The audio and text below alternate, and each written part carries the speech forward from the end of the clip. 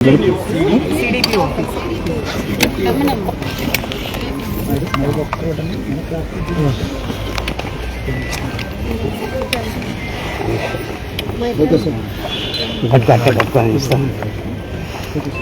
చాలా సంతోషం. నెల్లూరు రూరల్ నియోజకవర్గం ఈ యొక్క సిడిపి ఆఫీస్ ప్రారంభోత్సవం నగర మాజీ మేయర్ నందిమండలం భువనశ్రీ గారి చేతుల మీదుగా ప్రారంభించుకున్నాం. ఆ కార్యక్రమానికి స్థానిక ఎమ్మెల్యేగా అటు నేను కానీ ఇక్కడ ఉన్నటువంటి తెలుగుదేశం పార్టీ నాయకులు ముఖ్య అతిథులుగా హాజరయ్యాం. ఈ యొక్క బిల్డింగ్ ఏర్పాటు వల్ల అనేక మందికి ఎంతో మేలు జరుగుతాయి.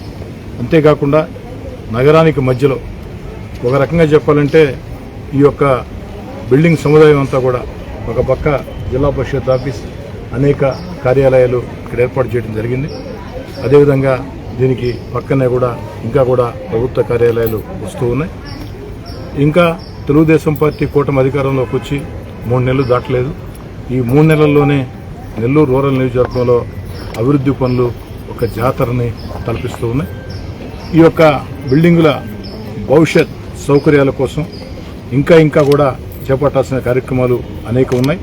వాటన్నిటికి కూడా స్థానిక శాసనసభ్యుడిగా ప్రత్యేకంగా కృషి చేస్తానని చెప్పని కోరుకుంటూ, నా లక్ష్యం ఒకటే, నెల్లూరు రూరల్ నియోజకవర్గంలో అభివృద్ధి, సంక్షేమం.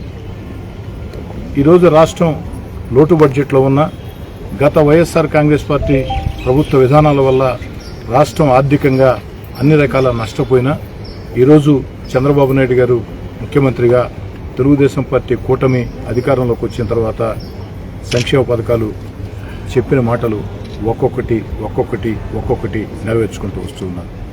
ఈరోజు రాష్ట్రం ఆర్థికంగా దివాలా తీసిన పరిస్థితుల్లో అనుభవజ్ఞుడైన చంద్రబాబు నాయుడు గారు ముఖ్యమంత్రి కాకుండా ఇంకెవరైనా అయ్యి ఉంటే ఈ సంక్షేమ పథకాలు అమలు చేసే పరిస్థితి లేదు.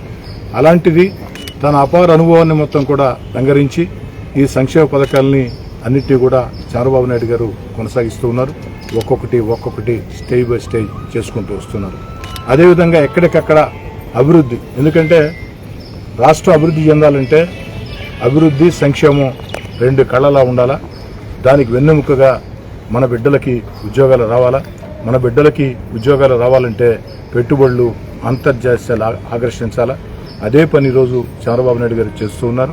అభివృద్ధి, సంక్షేమం రెండింటినీ కూడా ఏకకాలంలో మొత్తం కూడా నడిపిస్తూ ఆంధ్రప్రదేశ్ వాసుల చిరకాల కోరిక పోలవరం ఆ యొక్క నిర్మాణాన్ని వేగవంతంగా పరుగులు దించే ఆలోచన చేస్తూ, అదేవిధంగా అన్ని రకాల అవసరాలు మొత్తం కూడా సమకూర్చుకుంటూ, అదేవిధంగా అమరావతి ఆంధ్రుల ఏకైక రాజధాని అద్భుత నగరంగా తీర్చిదిద్దేదానికి ఏదైతే అందరి సహాయ సహకారాలతో, అటు కేంద్రం సహాయ సహకారాలతో అన్ని రకాల ముందుకు సాగుతున్నారు.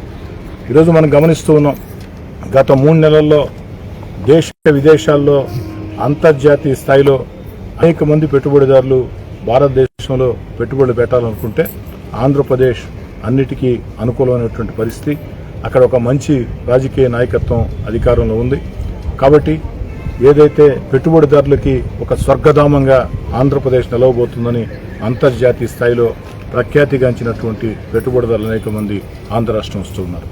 రాబోయే 2 ఏళ్లలో, 3 ఏళ్లలో, 4 ఏళ్లలో ఈ ఫలితాలు అందరికి కూడా తెలుస్తాయి.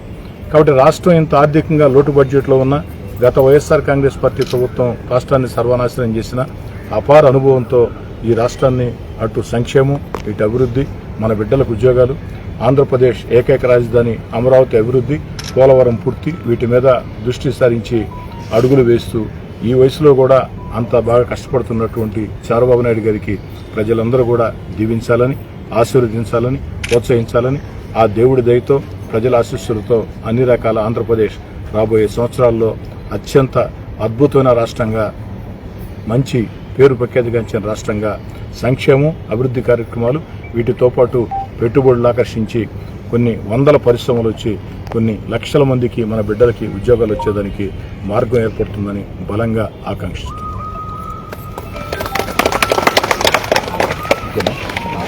సార్ ఒక్క నిమిషం.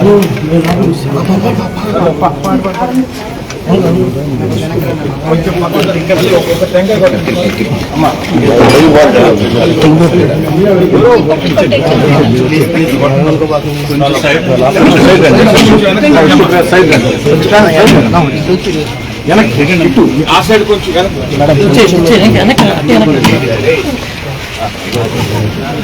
వచ్చిందక్క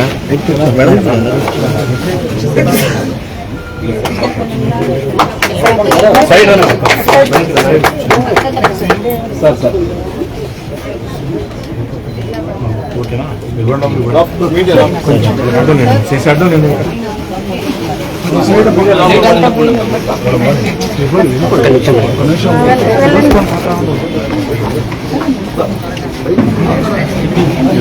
చిన్నగా చిన్నగా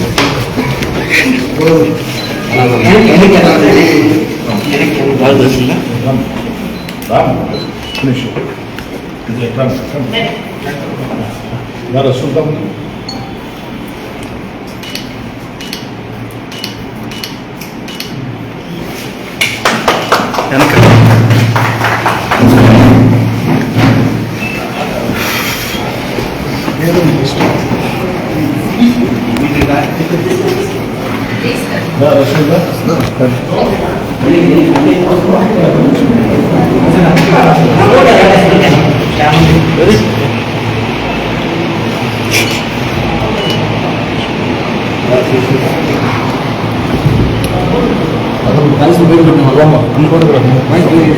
ఫోటోగ్రాఫర్ కూడా మా అందరం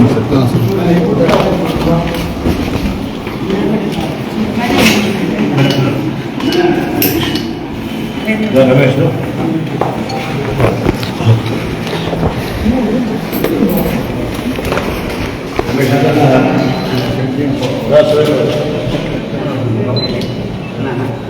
చాలమ్మా వెళ్ళలేదు ఏం కదా